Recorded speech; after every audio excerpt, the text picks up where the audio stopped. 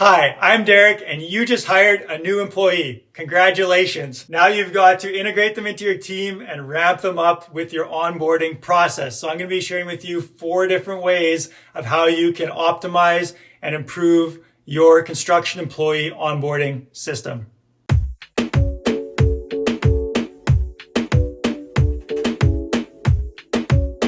So we got a new employee and we're going to be onboarding them. How do we create an awesome onboarding process to make sure that they're, up to speed, super quick, they feel appreciated, feel like part of the team, and we don't have to go through everything ourselves, different with every employee. So there's a lot of benefits. And the first thing is just to realize why do we want a process? Why do we need a process? What's the benefits, right? Why should we get started with this and in the first place? So it's easier for you and for them. Essentially, it's going to be much easier for you. I remember when I had my framing company, I would hire new guys and pretty much just get a feel for how experienced they were and then just start them working on whatever task I felt they were capable of. There was no real onboarding. And in reality, I was really not getting a good return on my investment as far as like the time it took and just utilizing the different people within my business properly. Whereas if I would have had an onboarding process, it would have saved me a lot of time because I would have been answering a lot less questions and I would have got a lot better response and integration with the team. So essentially, it's going to make it a lot easier. The employee is going to have a much better experience when you have a proper onboarding process because they're going to be able to kind of see things and see that you're interested, have any questions that's answered. It's going to create much better consistency and improvement throughout your business. So everybody on your team is going to have a consistent experience as well as consistent base level of knowledge and foundation. So you don't have people that are like all over the place and some people know some things, some don't, and it's messy, right? Plus, anybody and everybody forgets. I've been told I have a good memory.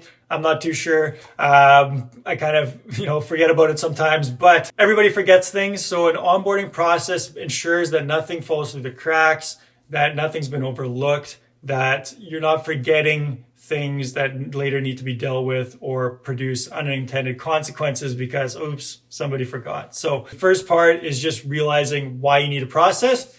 So the second part is the pre-site. So before they even step, 1 foot on your job site, there's an onboarding process that's already in the works.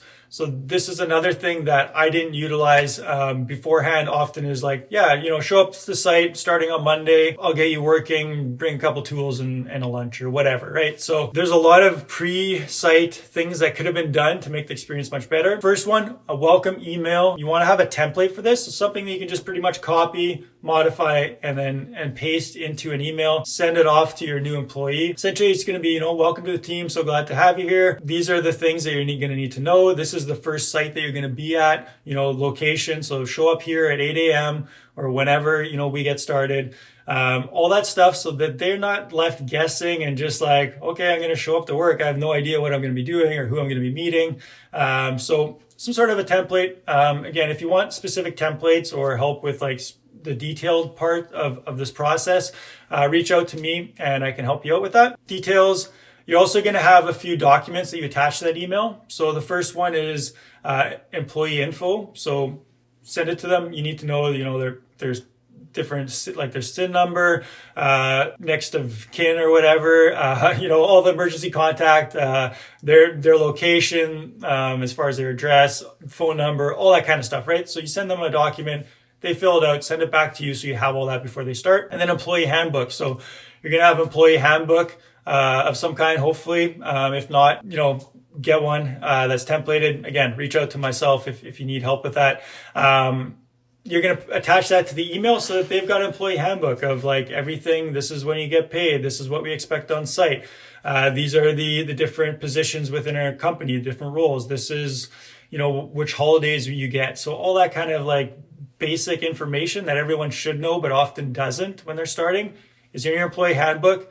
Attached to the email. Now they've got it before they even step foot on site. So that's the second thing is get your pre-site process in place for your employee onboarding. The third part of this is first day. So this is the first day that they come to work, right? Always a little bit nerve-wracking as the first day for a new employee. Everybody's new, everything's new, not sure how things are going to work out, a little bit of anxiety or whatever. So first things first, you want to have a checklist, right? Checklist. What are we going to be talking about? What are we going to be doing first day on site? Review the employee handbook, make sure that they have all their safety stuff in place, meet and greet with the other team members. So, hey, this is the foreman, this is, the people you're going to be working with, this is whoever such and such, right? So meet and greet. And then you want to give them an outline of their training. So this is the training that you're going to go through over the next 3 months. And that's like a separate process, but you can give them a quick overview that day of like, this is what you can expect on the training side of things. Systems. So you want to get them up on the systems, putting in their hours, tagging jobs, communication, do we do text? Do we do WhatsApp? Do we, phone calls, whatever. So which systems in your business are they, do they need to know about and utilize, walk them through that. If it's more of a management role, that's going to take a lot longer time because maybe they'll need to know your accounting software, your different project management software. So all those things, you'd run them through that. And then answering a lot of questions, right? Being open, realizing that it's going to take them some time to get comfortable and to know about everything, fielding all their questions. And that's pretty much like the first day. You want to make sure you have a checklist to get through everything, quickly. And again, just make sure nothing is forgotten. So that's number 3. Number 4, so we've done the first day, now the first week. So the first week, 5 days generally for most people, 4 if you got the, one of those short weeks, which is nice.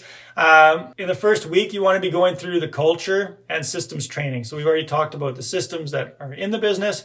Now you want to do systems training and the culture. You could have the best system in the world, but if people aren't using it properly, it doesn't help you, right? So if you've invested time and money into having these different business systems, make sure people use it properly and they know about it and they know what's expected of them. So you want to do some of that training. And then also culture. Let them know, hey, this is how we operate. This is what we expect culture-wise. Give them some indication so that in 2 weeks from now, when they haven't been performing well or they've maybe been doing something that's out of tune with the rest of your company, you can go back and be like, hey, you know what, this is what we talked about, this is what was expected, things like that. So you're dealing with things upstream before they become problems downstream, if that makes sense. So sure you're doing that. First week, you also want to do check-ins, right? You as the boss or maybe the HR manager or whoever has done the hiring, you've hired them, you've done an onboarding with them on site, and then you kind of forget about it. It doesn't always leave a good impression. And again, stay upstream. So do a check-in, call them on their 3rd day or 4th day, or come to site and do a visit and just kind of pull them aside and just, hey, how things are going? How are you with the rest of the team?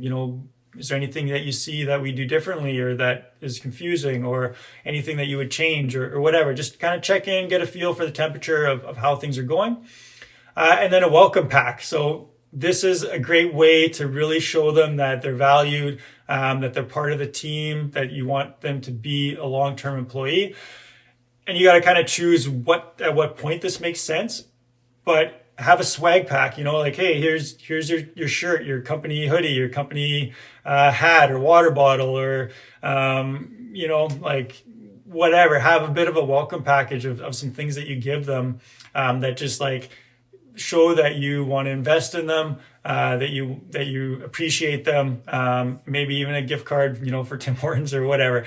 That's up to you, whatever you feel comfortable, but really kind of go above and beyond to show them that you really appreciate what they're doing and that you want to provide a great experience for them. So if you follow that onboarding process, first, figuring out why you need the process and what you want it to accomplish, the objectives of your onboarding process.